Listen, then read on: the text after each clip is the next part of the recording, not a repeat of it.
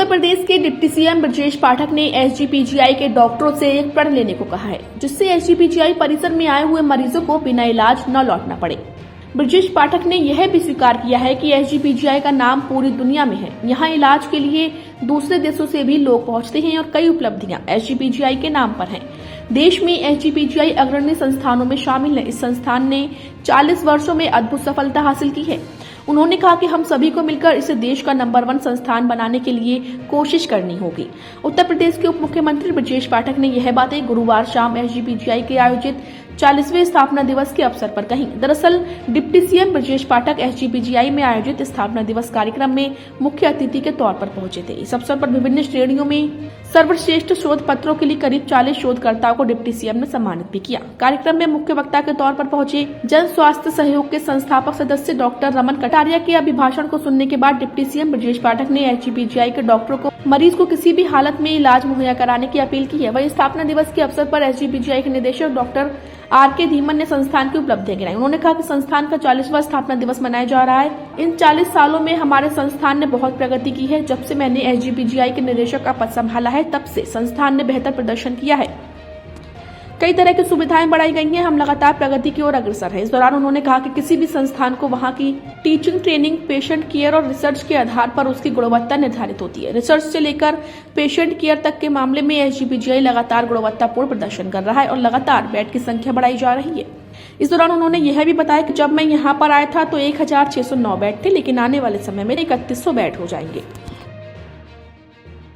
देखिए, 40वां स्थापना दिवस काफ़ी लंबा समय है और हमारे संस्थान ने बहुत प्रगति करी है।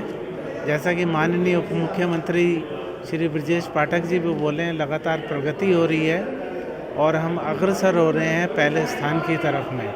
तो एक बहुत ही उत्साहवर्धक कमेंट दिया है हमारे माननीय उप मुख्यमंत्री जी ने।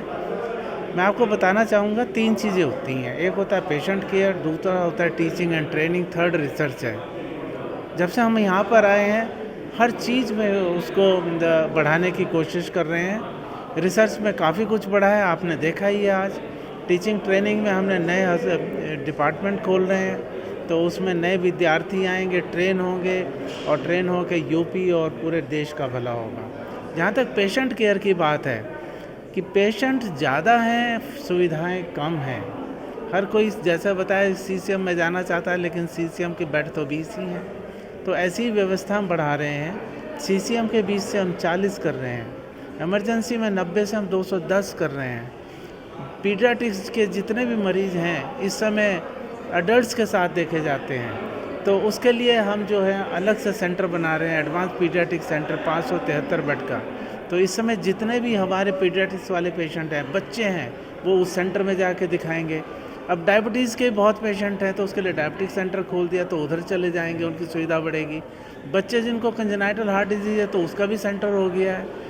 और जितने भी ट्रांसप्लांट के लिए हैं, वो उसका अलग सेंटर हो गया। लीवर ट्रांसप्लांट का अपना अलग सेंटर है। यानी कहने की बात ये है, सुविधाएं बढ़ाना ही बड़ी इम्पॉर्टेंट चीज़ है, जो बढ़ते हुआ जो लोड है हमारे पास पेशेंट को, उससे निपटने के लिए, और यही हम कर रहे हैं। मैं बताना चाहूँगा, जब मैं आया था तो यहाँ पर 1609 बेड थे। मेरा 1 साल और बाकी है, तब तक इसमें 3100 प्लस बेड हो जाएंगे। एसजीपीजीआई लखनऊ के 40वें स्थापना दिवस पर बहुत बहुत बधाइयाँ, शुभकामनाएं देता हूं। इन 40 वर्षों में पीजीआई लखनऊ ने पूरे भारतवर्ष में बेहतर काम किया है। ग्रेडिंग में हम धीरे धीरे आगे बढ़ रहे हैं। पुनः मैं पीजीआई के सभी फैकल्टी मेंबर्स को, डायरेक्टर साहब को और स्टूडेंट्स को बहुत बहुत बधाइयाँ देते हैं।